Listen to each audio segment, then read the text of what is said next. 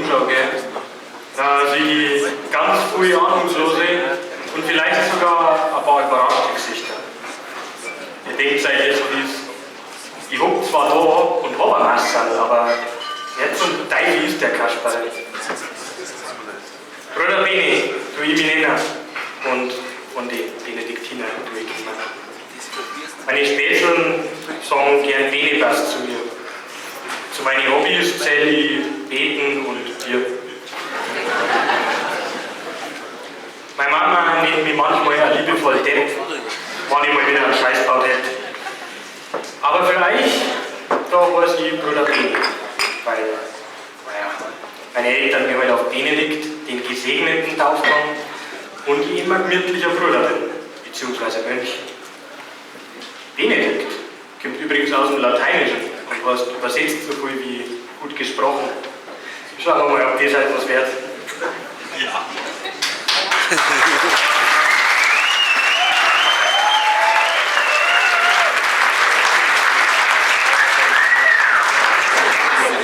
Mir ist nämlich eine ganz besondere Aufgabe zum Teil geworden, die ich von einem guten Spätzl quasi vererbt gekriegt habe. Vor einiger Zeit ist ein ganz aufgelöster Mönch namens Monimax zu mir gekommen. Ein paar von euch werden ihn vielleicht noch wissen. Und hat gemeint, er wird das alles zu viel. Mein Beni, hat er damals gesagt. Jahrelang hab ich mich blockt. Hab immer meine Verse geschrieben. Und doch ist alles beim Alten geblieben. Ja, ich hab gemeint, die Leute werden gescheiter. Doch das Ganze geht ja immer weiter. Ich muss da weg, von Kloster und Dom. Darum fahre ich einmal nach Rom. Hat er dann auch gemacht. Und am Bahnhof, in Westerham, fängt für den Mönch die Reise an. Viele Stunden er dort steht und überhaupt nichts weitergeht.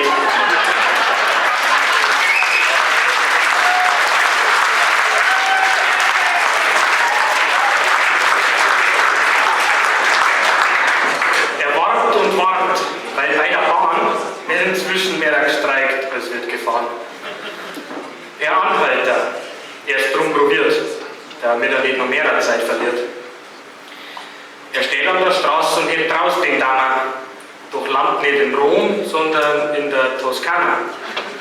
Weil die junge Italienerin, die ihn mitgenommen hat, wollte wissen, wie ernst das wirklich meint mit dem Zölibat. Der Mönch, der fällt gleich ab vom Glauben. Seine Unbeflecktheit wollte sie am rauben.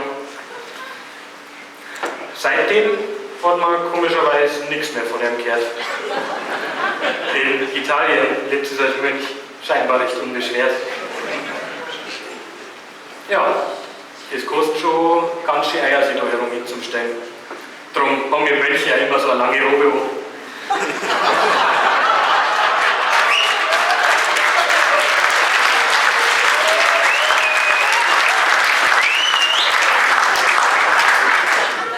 Unser Mönch, der Monimax, das aber 15 Jahre lang einwandfrei gemacht hat, finde ich, gehört an der Stelle mal mit einem riesen Applaus zum letzten Mal Respekt.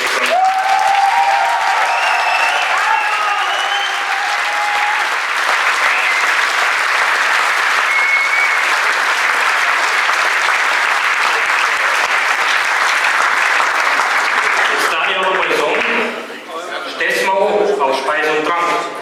Alle gesund und keiner krank, auf dass man das genießen kann. Und Musik spielt eine große Tag.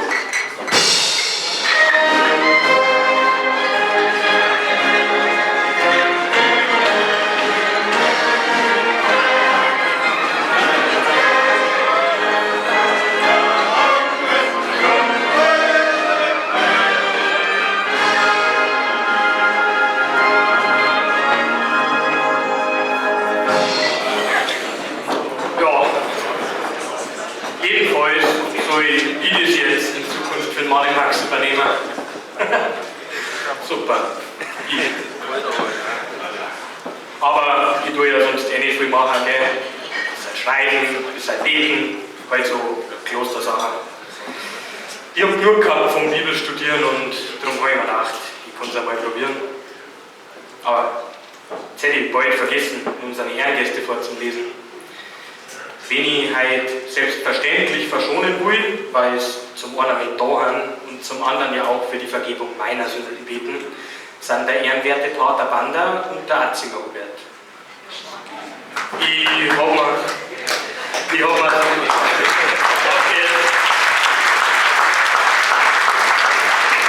hab mir sagen lassen, die hätten Wichtigeres zum Tor und sind in Indien auf der internationalen Pfarrermesse für bayerische Nachwuchspriester.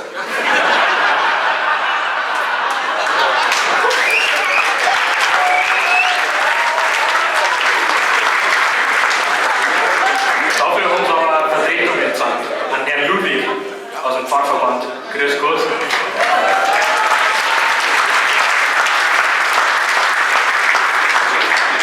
Und auch einen evangelischen Besuch haben wir. Unseren lieben Pfarrer an Fischer Samuel. An die auch ein herzlich Servus und schön, dass du wieder da bist. Ihr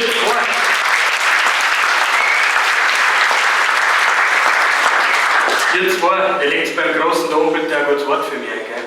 Merci. Ja, und nicht nur für mich ist es das erste Mal. Letztes Jahr war ja Bürgermeisterwahl. Darum darf ich auch an Zistel Hansi, Entschuldige, das ist mir jetzt rausgerutscht. Ich bin ja nicht seine Mama oder seine Frau. An Zistel Hansi, ja, Entschuldigung, jetzt kriege ich gerade noch was aus der Redaktion. Aha, ja genau, der Zistel. Was? Der ist nicht gekommen? Ja, sag einmal, ich bin der Peppi.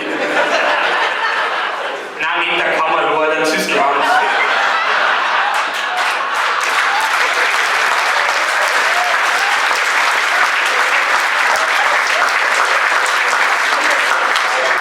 Ja, gut, richtig ausgehört. Also, ich habe es auch gerade erst gehört, der Hans ist ohne eigenes Verschulden halt leider verhindert.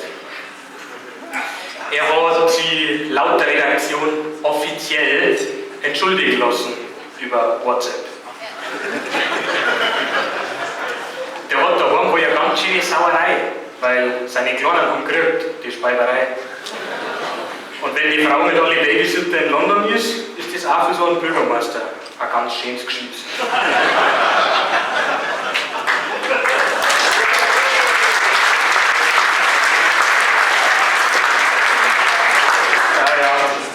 So eine Speiberei, die ist nicht geil, aber macht da nichts, dann tue ich halt jetzt einfach ein bisschen Freestyle. Vielleicht bricht ja wer der Bürgermeister aus, weil jetzt die Bürgermeisterin auch nicht da ist. Die ist im Ausland oder so, aber wo, weiß ich leider auch nicht genau. Aber zurück zum Hans. 93,5% der Stimme sichern ihm sein Mandat. Kein Wunder, war ja der einzige Kandidat.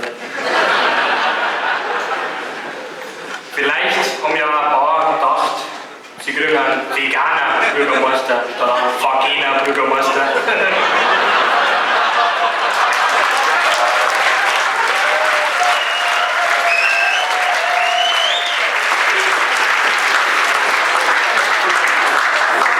Das einzige, was ich mich frage bei der ganzen Sache, der Kirchner Bürgermeister aus Fonds. Das ist ja fast so ein großer Schmarrn wie ein bayerischer Ministerpräsident aus Franken.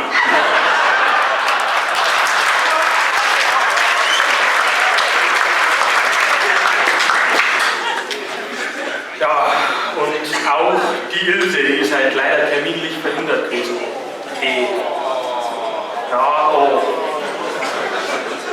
Die eigene Ilse ist übrigens gemordet, falls einer von euch nicht am Stor lebt. Also unsere eigene Ilse quasi. Schade, dass es nicht da ist. Hätte uns ja wenigstens Friedrich Merz oder so vorbeischicken können. Wenn der nicht so wichtig ist. Wir haben zwar noch Februar, aber ich hätte gehört, dass der Merz fast schon so oft bei uns ist wie sie selber. Vielleicht mag ja einer von den CSUler ausrichten, sie soll sich einmal ein bisschen öfter blicken lassen, gell? Jetzt, wo sie eine Ehrenbürgerin ist, die ist unser Schatz. Dann wird es vielleicht sogar noch was mit der Statue am Dorfplatz.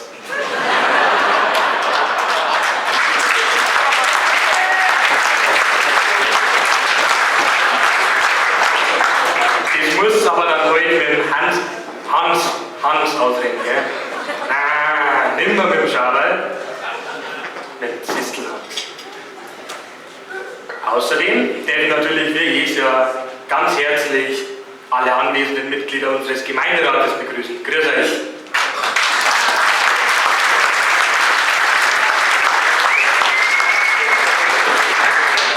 Ja, unser Gemeindebundrat, gell? Ihr seid mal schon so ein Bagage.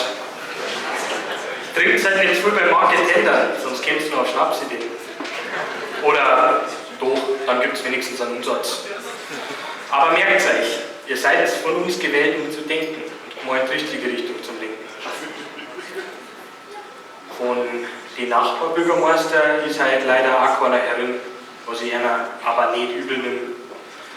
Weil wir bereden da ja sowieso eher interner und abgesehen davon, während die sich gedacht haben, von der Kirche, da kann ich eh nichts lernen.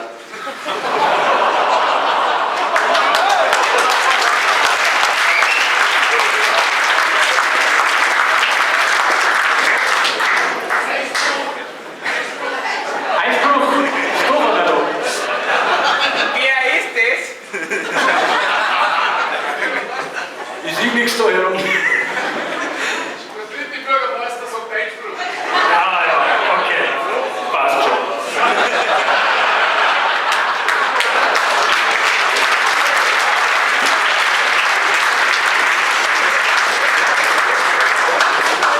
An Herrn Prinz von Lobkowitz, der wir auch noch nennen. Schön, dass auch Sie sind, heute kommen. Das Bier, wie immer wunderbar. Der Dank gilt Max Wein, ist doch klar. Merci an Brauerei Max Wein und das Bier geht gut in den Hals hinein. Grüßen Sie mir den Träger noch, der ist halt leider nicht da. Wer auch nicht da ist, der Bergmüller Franz lässt sich auch dieses Jahr mal wieder nicht blicken. Leider ist er morgen so krank, dass er am Tag aufsteht, allesamt.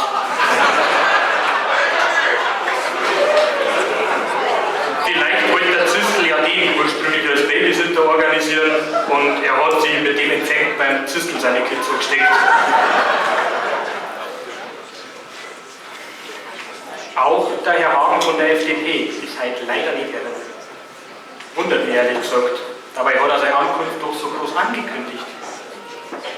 Ich weiß nämlich nicht, ob ihr euch noch erinnern könnt, aber vor einiger Zeit haben in Feldkirch überall so pink-gelbe Plakate umeinander hängt. Hagen kommt, ist da drauf gestanden. Aber nachdem ich mal die Auswertung der Stimmen so angeschaut habe, habe ich feststellen müssen, dass wohl keiner gewusst hat, woher bzw. wie genau er kennt. Ganz stark befasst jedenfalls leider nicht. Ja, schade, dass so wenig sind heute gekommen. Vielleicht haben sie einfach Angst gehabt vor einem neuen Prediger und gern lieber davor rennen. Jetzt habe ich mal extra so viel.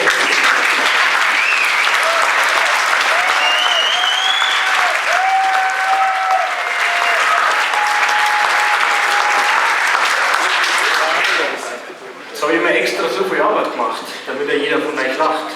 Nur wenn die Hälfte der Ehrengäste herin ist gerade, finde ich das natürlich schade. Aber nächstes Jahr lasst euch verblicken, sonst tue ich euch einen Burschenvorstand vorbeischicken. Und ich schwöre euch eins, das wird schier. Der heißt nicht grundlos Zwidergehör.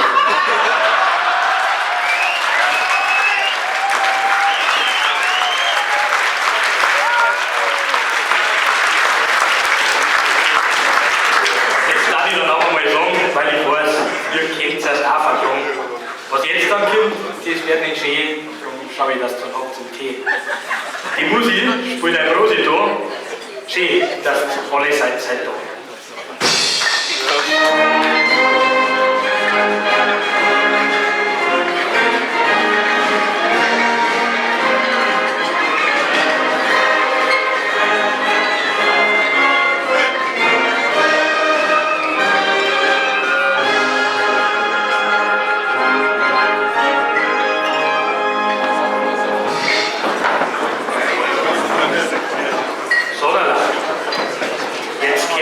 Zum Eingemachten und ihre Rede von die Hosen und manch heute anwesender PolitikerInnen. Das mit Gendern ist ja auch so eine Sache. Die meisten Deutschen dann behaupten wollen, dass wir Bayern kein richtiges Deutsch nicht kennen. Ich frage mich, wie ich es lernen soll, wenn sie sich ständig irgendwas Neues ausdenken. Aber sparen wir uns das. die Reise angefangen hat, da fängt auch unser Fastenpredigt an. Ja, habt ihr gewusst, dass wir in Westerham einen tollen Trinkbrunnen haben? Am Westerhammer Bahnhof, still und stumm, steht seit Jahren ein nutzloser Brunnen rum. Den hat sich damals gewünscht, oje, unser OVDE. Soweit die Imiko erinnern, tut da kein Wasser ausrinnen. Schön ausschauen tut das drum ja schon. Aber bringt halt auch nichts, wenn man nicht draus trinken kann. So ist aufgefallen dem Gemeinderat, dass so ein öffentlicher Trinkbrunnen ja auch Auflagen hat. Man muss da so prüfen, proben, testen, keine Ahnung, damit die Wasserqualität halt bleibt am besten. Und alleine für den Umbau schon fallen 12.000 Euro Kosten noch. Jährlich kämen dann partout 4.000 Euro Wartungskosten noch hinzu. Also ich würde vorschlagen, es wird parkt der Gmorbus am Getränkemarkt. Weil der Helle schirmt euch gewiss für 4.000 Euro ein paar Trage Wasser am Tisch.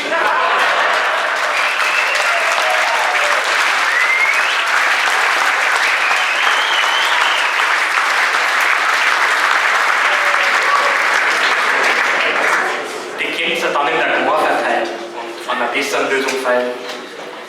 Ein Vorschlag, den hätte ich auch gleich gemacht, der ist lang überlegt und wohlbedacht. Statt einem normalen kann man doch so einen Bierbrunnen machen. Ich meine das ernst, da braucht es nicht lachen. Bravo! Da redet man mit, ja.